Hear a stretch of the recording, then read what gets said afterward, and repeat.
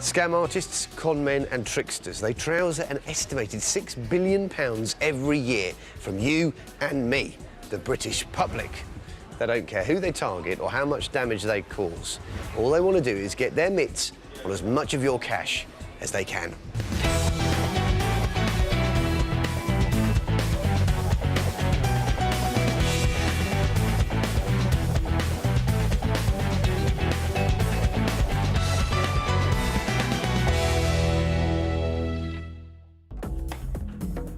Coming up, the con artist who used friendship as a weapon. I trusted her like a sister. And the inspirational story of the pensioner who carried out her own investigation against dodgy builders and won. I don't think I was going to get my money back, but I just wouldn't give in. Well, I'm here to tell you what the con man doesn't want you to know. How to stay one step ahead of the game and not get scammed.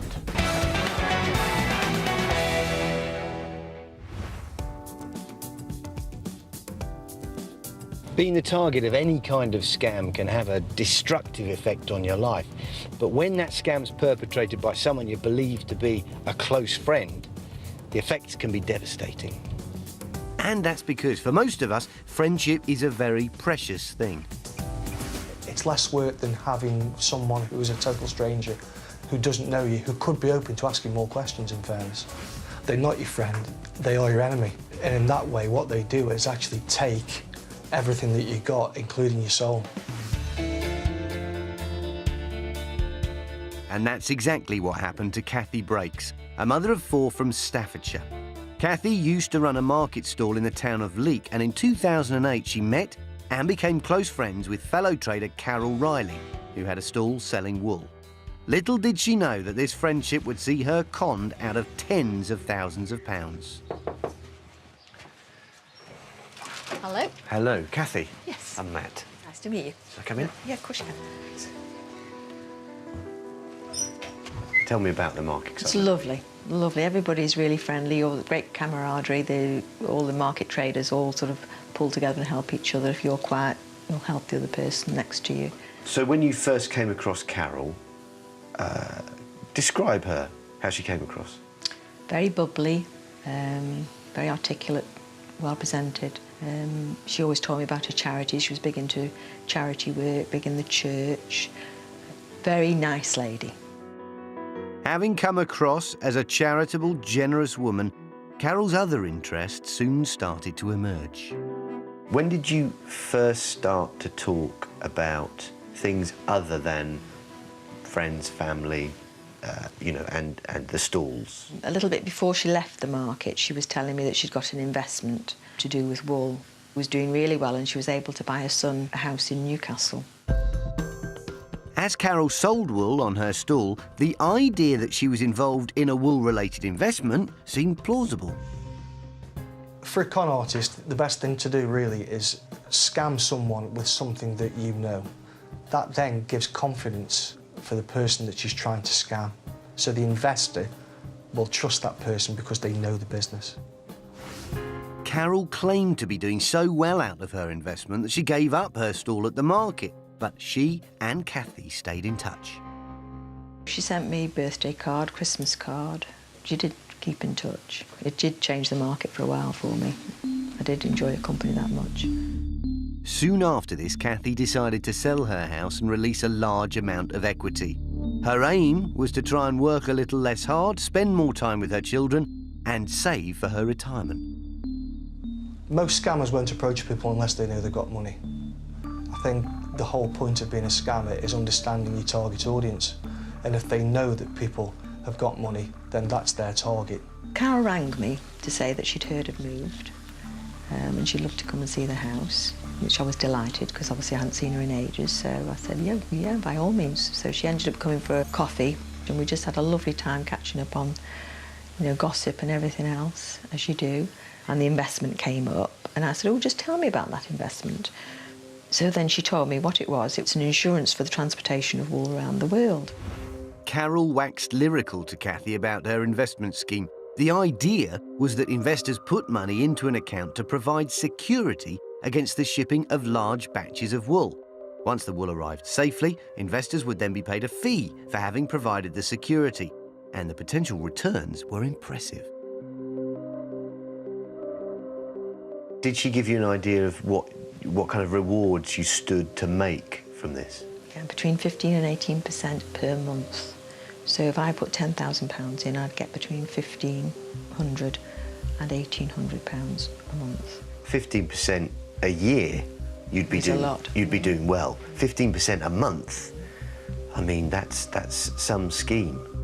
Kathy might have found such high returns hard to believe if it wasn't her close friend that was telling her about them.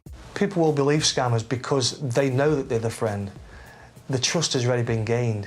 Once you train the confidence of that person, you can take as many excuses as you like and you'll believe it because the person is very, very convincing. But for reasons that would later become obvious, Carol wanted the scheme kept under wraps. Did you find any corroborating evidence at all? Did you speak to anybody else about the possibility of this? No, because she said that it would just be between the two of us. She actually said, money aggles people's brains, so you're best not telling anybody. So I didn't. That obviously means that you're getting all your information from her. That didn't alarm you at all? No, because I trusted her. I trusted her like a sister. It never occurred to me at all that she'd ever be anything but dead straight. In fact, Kathy felt she'd been given an opportunity to provide real financial security for her family, and she wasn't going to let it pass. I ended up giving her a cheque when she was here for £10,000. Your trust in her at this stage must have been almost absolute. She could have almost said anything to you. I'd have trusted her with my life. I'd have trusted her with my children. But initially, it seemed Carol's Wonder Wool investment was everything she'd promised. In December, she gave me a cheque for £1,500, which was my first month's interest. What effect did that have? I was delighted. It's a nice little earner, isn't it, in a month? Unbeknown to Kathy, this was all part of Carol's scheme. Money's repaid basically because it convinces the person who has put money in that it's a legitimate business. They see return. It makes it legitimate in a lot of people's eyes. And the payments from Carol kept on coming. A month later, I got £1,750. So you've made back over £3,000 in the course of 2 months. With such great returns, Kathy was sure this was a solid investment, so she decided to put in another lump sum. The second £10,000 goes in. What happens next? I get another 2 commission cheques, one from the first 10,000 and then a week later another one. Carol's wool investment seemed like a licence to print money. A further 2 cheques meant Kathy now had a total of £6,000 back on her investment of £20,000. Spotting an opportunity to provide a healthy income for her retirement, Kathy decided to really commit to the scheme. I ended up putting another 20, and in fact, in the end, I put 55 with her. So over 6 months, £55,000 goes in. But then, in a move she would later deeply regret, Kathy told her father about the newfound investment. And he said, oh, that sounds all right, that I might have a go of that. And said to Mum, go and get the chequebook out, we'll put some money in. So they did. And he was quite shocked when he got his first commission cheque because it was for £4,500 and he didn't quite understand because he'd put £30,000 in. He initially thought it was 15 to 18% a year, not a month. So when I explained it to him, he was like, wow, that's fantastic. By paying out a few scarcely believable returns, Carol had cleverly persuaded both Kathy and her dad into handing over a total of £85,000. But it wouldn't be long before Kathy got her first hint that something wasn't right. Then my cheque bounced and I phoned her up to say what's happened. So she told, tell your dad not to cash that cheque because my chequebook's been stolen. When the money dries up, there are many, many ways that scammers will try and evade questions asked by the investor. Problems transferring the money, I've lost my chequebook, I've run out of petrol, you name it, any excuse. It will be a different excuse every single time. Do you have any suspicions? Do you have any worries about Carol? No, because initially there were lots of plausible reasons. And I mean, the times the bank's got it wrong, you wouldn't believe. But because I trusted her so much, I always thought it'd be right tomorrow. It wasn't. Weeks and then months went by, and with no more cheques from Carol, in the end, Kathy was forced to confront her friend. I actually said to her, Carol, if I've lost the money, then please tell me. I can face that, but I can't face you keep palming me off every day. And she said, no, no, not at all. So then, of course, you feel, oh, all right then, you know, good old Carol, she'll sort it out. But good old Carol didn't sort it out. In December of that year, Kathy began to get really worried. With all her money tied up in Carol's investment, she was relying on the commission checks to pay for Christmas. So on Christmas Eve, she said, don't worry about it, I'll transfer you just a little bit, just tide you over Christmas until I can sort these problems out. I'll phone you back and let you know when I've done it, and then you can check your account. Of course, the banks close at 12 o'clock, don't they? Didn't get a phone call. By 4 o'clock, I think, sack it, I'm going to ring her, actually. So I rang her up and I said, Carol, what happened to my phone call? Oh, sorry, I was busy. And that's all she said. That was it? That was it. The seeds of doubt were now well and truly there, but because Carol was Kathy's friend, she didn't want to believe that something had gone wrong. After 3 months more waiting, enough was enough. On Easter Sunday morning, I said, that's it, I'm going to ask for my money back. And I went and knocked on the door and there was no answer, so I knocked again. Then she came, what do you want? I said, I want to talk to you. Well, I don't want to talk to you. And obviously, she also hadn't paid Dad any commission, so she was in conversations with Dad. So she picks the phone up and she said, I'm going to tell your father the way you're behaving. Well, I wasn't behaving anyway at all. I was just asking, I was trying to ask her for my money back. Little did Kathy know that this was a classic scammer's tactic, playing people off against one another as a form of distraction. So she gets on the phone to Dad and she said I was making an exhibition. She basically showed me the front door. Well, she didn't have to force me out, because obviously once somebody's like that with you, you go, don't you? But as I went through the front door, she gave me a shove. And then She gave you a push? Slammed the door. Obviously, I started off home and Dad got on the phone to me and he basically told me off like I was a little girl. He said, what on earth do you think you're doing? I just pulled the van up and said, I'm sorry, Dad, but I think she's a crook. I decided to go and see the police. When we investigated Carol, we realised that she'd done this before, and she was quite adept at conning people out of quite a considerable amount of money. Carol had previous. Unbeknown to Kathy and her dad, she'd been jailed in 1991 for 64 counts of fraud. We seized bank statements. We saw that the money had not been invested in any way, and essentially found that it was a scam. In April 2012, Carol Riley was found guilty of fraud and sentenced to 4 years in jail. It's little consolation, though, for Kathy and her dad, who've been conned out of £85,000. Obviously, financially, she has left us in a mess, and she really doesn't care.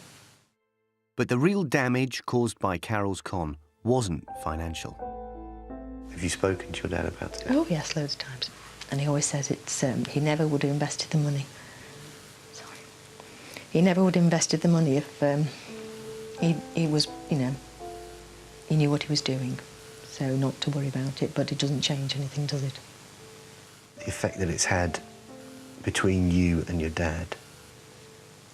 He'll say everything's fine, bless him, because he's so lovely. But it isn't fine for me, because I feel so guilty. And I let him down. You've clearly been at the hands of someone incredibly committed to doing... Ruthless. ...what she does. Completely ruthless. The general thing with people who've been scammed is that they feel very vulnerable. They won't trust anyone. They also feel guilty. They feel abused. And I think the knock-on effect of that causes emotional upset, depression. It ruins lives. I feel terrible for you because it's clear that just by chance, Carol has found somebody who is trusting and a caring person, and she's made it a mission to get as much money from you and everybody around you as she possibly could.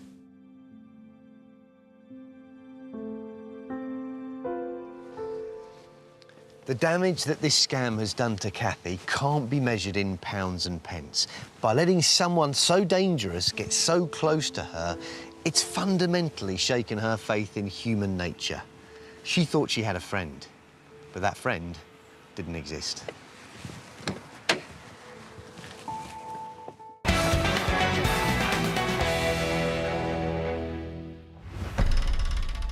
Now, throughout this series, we've heard some shocking stories of con men who've preyed upon pensioners, believing they're an easy target.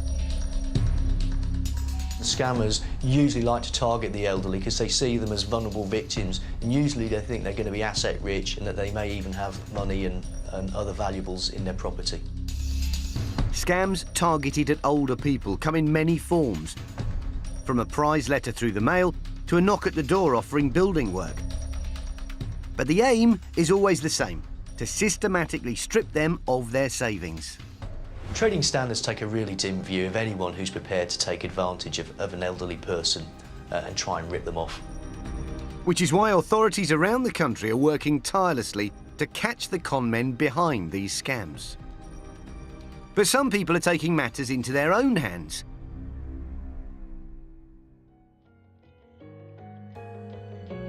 When 85-year-old Margaret was conned by not one but two builders, she wasn't going to take it lying down. She fought back, determined to get justice, and her story is an inspiration to all of us. I don't think I was going to get my money back, but I just wouldn't give in. I went on and on. I did, I wouldn't give up. With a bit of advice from Justin Miller at Trading Standards and a lot of courage and determination, Margaret was able to win through. The builders thought that Margaret wasn't going to pursue this matter and that she wasn't going to be as tenacious as she actually was. Margaret's story began in 2008 when she was looking for someone to retile her patio. She asked around and was put in touch with a local builder. Let's call him Builder Number 1. And when he came round to give her a quote, first impressions were good. The builder was quite a nice man. He was very polite. I thought, oh, he seems genuine. Builder Number 1 sized up the patio and came back with a hefty £3,500 quote. But Margaret had no reason to doubt that this was a fair price. I decided to let him have the job. It was a decision she'd regret, because 3 weeks and £3,500 later, Margaret's patio was a disaster area. The tiles were uneven, the grouting was bright white, and the builder hadn't even bothered with her steps. She wanted her £3,500 back, and rightly so, but there was little in the way of a paper trail. When I paid him, he didn't give me no receipts. He just wrote it down on a pad. The builder had even avoided giving Margaret his full name. I asked him to sign, the builder, and he just scribbled it, and I couldn't understand it. Scammers don't want to be traced. They don't want to be identified. It's basically, it's a hit and run. They'll take the money and go. But Margaret was having none of it and set about doing her own investigation. She knew that the builder's wife worked in a local shop, so she went in pretending to need some building work and managed to get his full name. Armed with that, she headed for the small claims court. I went to Lambeth Court and then I pursued it myself from then onwards. Well, Margaret had some initial advice, but after that she filled out the paperwork and served all the documents on the court all by herself. And it worked. Margaret won a county court judgment, or CCJ, in her favour, meaning the builder had to repay the full £3,500. But there was one small problem. The bailiffs needed to identify where the first builder lived because they needed to recoup the £3,500 from him personally. Margaret had approached Trading Standards for advice, and Justin told her that if she could get the builder's car number plate, she may be able to get his address. I was aware that on certain circumstances, the DVLA could release information as to who vehicles were registered to, but it had to be a valid and a suitable reason. Once again, 85-year-old Margaret would have to turn private investigator.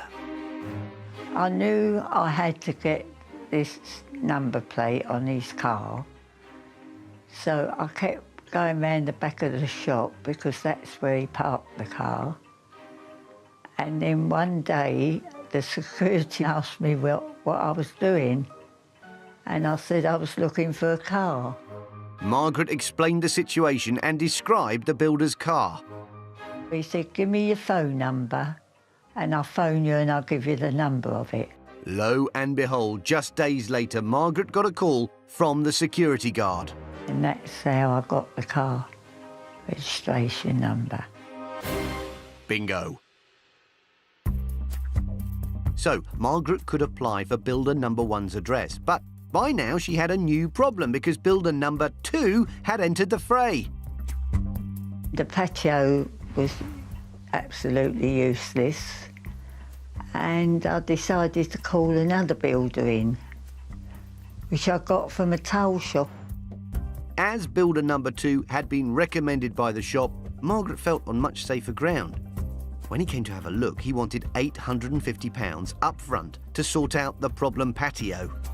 I was so fed up, I thought, oh, I'll give it to him if he's going to do me a good job, as I thought. But guess what? He didn't. When he showed me the tiles and he said they'd non-slip, and they looked lovely, they was red and beige. But by the time he finished with them, they was like gone white all over them. Disgusting it was, honestly.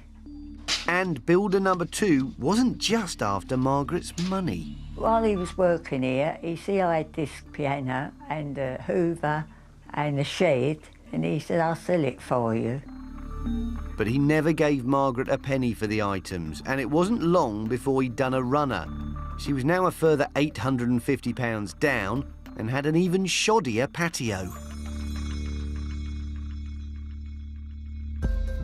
What he didn't know was that by now Margaret was a seasoned investigator, and when she did some digging, she discovered that builder number 2 had left a trail of victims in his wake. He done the bakers, he done the electricity bloke, he done that bloke. He's done it for years. But the others had given up chasing. Not our Margaret. Well, when Margaret started telling us about the problems she'd had with the second builder, it appeared that she wasn't the only victim. She'd done some background work and she'd found some other people who were owed money by this second guy. So at this stage we thought, well, this might be a bit more than just a civil dispute, and we reported it to the police because we had concerns that it may be more to do with theft. The police investigated but decided not to take the matter any further, so with Justin's help, Margaret wrote a letter to builder number 2 threatening him with court if he didn't pay up. And it worked. Margaret actually got a reply to the letter from the second builder, and it appeared that he was in a little bit of financial difficulty, but he did actually promise to pay her £40 a month out of his benefits. It wasn't the ideal way of receiving the money back, but something was better than nothing, and as it transpired, Margaret did get a full repayment of her money. Brilliant work, Margaret. But there was still the outstanding battle with builder number 1. The DVLA had given her his address and she'd passed it on to court bailiffs. Now she simply had to wait. So I was going round to Margaret's to follow up the matter to see how she got on, see if anything had come through from the bailiffs. She phoned me up in the morning and said, no need coming round, I've got a cheque for £3,500. I nearly fell off my chair. It was quite a special moment that she'd actually got her money back. After months of hard work, Margaret had got the results she deserved. I was so shocked, you know what I mean? I'd worked so hard, going backwards and forwards, and I thought myself, thank God that's done right. For Justin Miller, Margaret's story has left a lasting impression. Margaret's in her 80s, and the fact that she was able to carry on and, do some of the detective work herself, it was a real inspiration to us. And, it's an example that people shouldn't feel scared about coming forward and feel embarrassed, and that they should come forward and that we're there to help whenever we can. Trying to find a good builder can feel daunting, but that needn't be the case. Well, there's a number of things that you can actually do before you take a builder on to make sure that you're not going to get a bad job. I mean, one of the things is you can look at Trustmark. Trustmark is a scheme where builders sign up to comply with agreed governmental standards. It's always a good idea to get references from other people who have employed the builder. I mean, it doesn't hurt to actually go and ask, see if you can come round and have a look at the work that they've done. And in that way, you can be your own judge and see if they were happy. And lastly, If you feel you've been ripped off or you've been scammed, don't be afraid to come forward and make a complaint. Just think to yourself, what would Margaret do? And maybe you won't get scammed. Well, it was worth it in the end because I got the money back. For more information about any of the scams featured in the series, go to bbc.co.uk/scammed.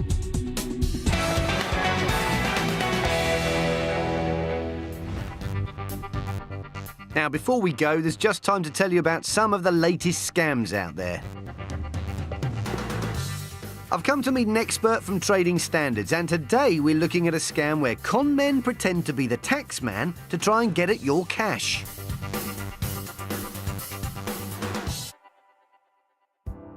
One we've seen the last couple of years is the Her Majesty's Revenue and Customs email phishing scam. How does that work then? This year they're taking advantage of the tax credit deadline coming up, and they're saying that you're entitled to a rebate. OK, so this is in the form of an email generally? Yes. What will happen is the email will say if you click on the link contained within it, you'll be taken over to the official HMRC website.